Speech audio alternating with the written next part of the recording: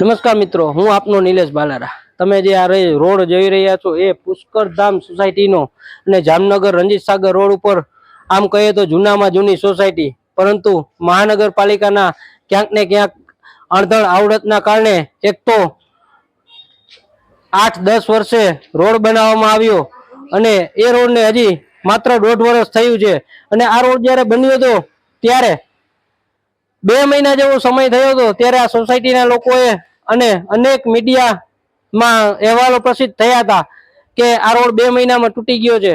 તો મહાનગરપાલિકાનું તંત્ર કોન્ટ્રાક્ટરને ગેરંટી પીરિયડમાં હોવા છતાં માત્ર ને માત્ર ડામરનું રીસર્ફિંગ કરી અને કામ ચલાવી રહ્યા છે। આજ આ વાતને 1.5 વર્ષ જેવું થઈ ગયું છે, પરંતુ હજી શું મહાનગરપાલિકાના અધિકારી અને પદ અધિકારીઓ મિત્ર સર્કલમાં અથવા જાણીતાને કોન્ટ્રાક્ટ આપવા માંગતી હોય એવું દ્રશ્ય સર્જાય છે। કેમ કે જામનગર મહાનગરપાલિકાએ આ માત્ર 600 કે 700 મીટરનો રોડ છે અને લગભગ 70 થી 72 લાખ રૂપિયાના ખર્ચે બની ગયેલો હોય એના પુષ્કરધામ અને જામનગરના રહીશોએ ટેક્સના પૈસાનો રોડ બનેલો છે। તો મહાનગરપાલિકાના અધિકારી શું કામ કોન્ટ્રાક્ટરને બચાવી રહ્યા હોય અને આ રીસર્ફિંગ નું કામ કરતા હોય? કેમ કે આરસીસી રોડ બનતો હોય છે તો મોટા ભાગે ટેન્ડર પ્રક્રિયામાં એવું ઉલ્લેખ હોય છે કે આરસીસી રોડ તૂટે તો આરસીસી રોડ થી જ રિપેર કરવાનું હોય, આ ભ્રષ્ટાચારી ડામરથી ના કરવાનું હોય।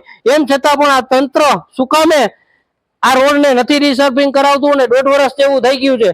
ક્યાંક લોકમુખે એવી પણ ચર્ચાઓ છે કે આ તંત્ર કોન્ટ્રાક્ટરને બચાવવા માંગતી હોય અને ગેરંટી પીરિયડ પૂરો કરવા માંગતી હોય, તો મારી તંત્રને વિનંતી છે કે જો ટૂંક જ સમયની અંદર આ રોડ રિપેરિંગ કરવામાં નહીં આવે તો અમે ગાંધી ચિંધ્યા માર્ગે આંદોલન કરીશું સોસાયટીના લોકોની સાથે રાખીને। એટલે તંત્રને ફરી મારી વિનંતી છે કે વહેલામાં વહેલી તકે આ રોડ ગેરંટી પીરિયડમાં હોવાથી કોન્ટ્રાક્ટર પાસે રિપેરિંગ કરવા। અસ્તુ, ભારત માતા કી જય।